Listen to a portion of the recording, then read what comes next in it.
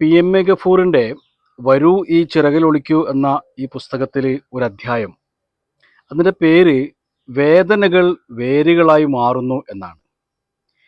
ഒരു സംഭവം പറയുകയാണ്. അഥവാ ഒരു ഗുരുവിനെ കാണാൻ വേണ്ടിയിട്ട് ഒരാൾ വരികയാണ്. അദ്ദേഹം വന്നിട്ട് പറയാണ്, എനിക്ക് ഒരുപാട് വേദനകളുണ്ട്, ഞാൻ എപ്പോഴും ഇങ്ങ് ദുഃഖിച്ചുകൊണ്ടിരിക്കുകയാണ്, ഒരിക്കലും എനിക്കൊരു മനസമാധാനം കിട്ടുന്നില്ല എന്നൊക്കെ. അപ്പോൾ ഗുരു വീടിനകത്തേക്ക് പോയിട്ട് ഒരു ഗ്ലാസ്സിൽ ഇത്തിരി വെള്ളം കൊണ്ടുവന്നു, ഇത്തിരി ഉപ്പ് കൊടുത്തു അദ്ദേഹത്തിൻ്റെ കയ്യിൽ. എന്നിട്ട് ആ ഉപ്പ് വെള്ളത്തിൽ കലക്കാൻ പറഞ്ഞു. അദ്ദേഹം ആ വെള്ളത്തിൽ കലക്കിയിട്ട് എന്നിട്ട് ഗുരു പറഞ്ഞു, കുടിച്ചോളൂ എന്ന് പറഞ്ഞു. അപ്പോൾ ഇയാൾ കരുതി, ഈ വെള്ളം കുടിച്ചാൽ എൻ്റെ വേദനയൊക്കെ മാറും, എൻ്റെ പ്രശ്നങ്ങളൊക്കെ തീരും, എന്നുള്ള മരുന്നാണ് എന്നുള്ള ഒരു ധാരണയിൽ അദ്ദേഹം ഉപ്പുവെള്ളം അങ്ങോട്ട് കുടിക്കാൻ തുടങ്ങി. ഒരു കവിള് കുടിക്കാൻ പറ്റിയിട്ടില്ല അയാൾക്ക്. അപ്പോഴത്തേക്ക് അയാൾ അത് ഗ്ലാസ് പുറത്തേക്ക് എടുത്തിട്ട്, എനിക്ക് പറ്റുന്നില്ല, കുടിക്കാൻ പറ്റുന്നില്ല എന്ന് പറഞ്ഞു. ഗുരു പുഞ്ചിരിച്ചുകൊണ്ട് അദ്ദേഹത്തെയും കൂട്ടി പുറത്തേക്ക് ഇറങ്ങുകയാണ്. വീടിൻ്റെ തൊട്ടപ്പുറത്ത് ഒരു വലിയ കുളമുണ്ട്, നിറയെ നല്ല ശുദ്ധമായ വെള്ളം, അതിൽ മീനുകളൊക്കെ ഉണ്ട്. ഗുരു ഇച്ചിരി ഉപ്പ് കൊടുത്തു അദ്ദേഹത്തിൻ്റെ കയ്യിൽ. അദ്ദേഹം ആ ഉപ്പ് ആ കുളത്തിൽ കലക്കി. എന്നിട്ട് ഗുരു പറഞ്ഞു, ഇനി അതിന് കോരി കുടിച്ചോളൂ എന്ന് പറഞ്ഞു. അദ്ദേഹം ദാഹം മാറുമോളം കുടിച്ചു. നല്ല രുചിയുള്ള പ്രത്യേക സ്വാദുള്ള വെള്ളം കുറേ അദ്ദേഹം കുടിച്ചു. അപ്പോൾ ഗുരു ചോദിച്ചു, പ്രശ്നം എന്തെങ്കിലും ഉണ്ടോ? ഇല്ല. അങ്ങനെ എന്നാൽ പോകാം എന്ന് പറഞ്ഞിട്ട് തിരിച്ച് ഗുരു വീട്ടിലേക്ക് പോവാണ്. ഗുരു അദ്ദേഹത്തെ ചേർത്ത് പിടിച്ച് വീട്ടിലേക്ക് നടന്നു. നടക്കുമ്പോൾ ഗുരു ഇങ്ങനെ പറയാണ്, മോനെ, വെള്ളം പോലെയാണ് മനസ്സ്.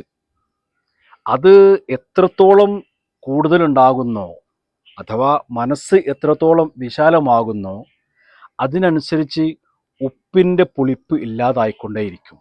ഉപ്പ് എന്ന് പറഞ്ഞാൽ നമ്മുടെ ജീവിതത്തിലെ ദുഃഖങ്ങളാണ്, പ്രയാസങ്ങളാണ്.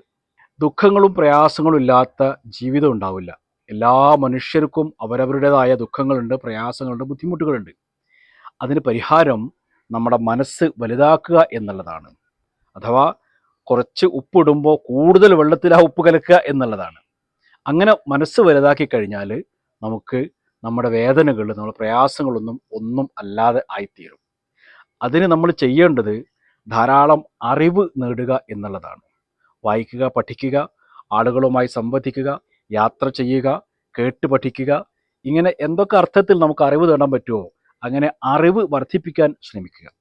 അതുപോലെ മറ്റുള്ളവർക്ക് വേണ്ടി ചെറിയ ചെറിയ നന്മകൾ ചെയ്തു കൊടുക്കുക. എത്ര നിസ്സാരമാണെങ്കിലും മറ്റുള്ളവർക്ക് വേണ്ടി എന്തെങ്കിലുമൊക്കെ നന്മ ചെയ്യാൻ പറ്റുമെങ്കിൽ അത്തരം നന്മകൾ ചെയ്തുകൊണ്ടിരിക്കുക.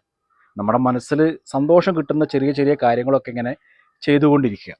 ഇങ്ങനെയൊക്കെ നമ്മൾ ജീവിക്കുകയാണെങ്കിൽ നമ്മുടെ മനസ്സിന് സന്തോഷം വർദ്ധിക്കും. സന്തോഷം വർദ്ധിക്കുമ്പോൾ സ്വാഭാവികമായിട്ട് നമ്മുടെ മനസ്സിലുള്ള വേദനകളൊക്കെ ഇല്ലാതാവുകയും ചെയ്യും. ഇതിലെ അവസാന ഭാഗത്തൊരു പാരഗ്രാഫ് ഇങ്ങനെയാണ്: ദുഃഖഭാരമില്ലാത്ത നമ്മുടെ മുഖമാണ് പടച്ചവൻ ഇഷ്ടം. സന്തോഷത്തിൻ്റെ വഴികളെല്ലാം പറഞ്ഞു തന്നത് അതുകൊണ്ടാണ്. അവൻ നൽകിയ ആയുസ്സാണിത്. ആയുസ്സിലെ അനുഭവങ്ങളും അവൻ ഒരുക്കിയതാണ്. ഈ വിചാരത്തെ ഉള്ളിൽ ഉറപ്പിക്കാൻ വീണ്ടും വീണ്ടും ഖുർആൻ നിർദ്ദേശിക്കുന്നു. മനഃശക്തിയുള്ള ഒരു മനുഷ്യനിലേക്കുള്ള ഒന്നാമത്തെ ചുവടാണത്. സംഭവിക്കുന്നതെല്ലാം പടച്ചവൻ്റെ തീരുമാനങ്ങളാണ്.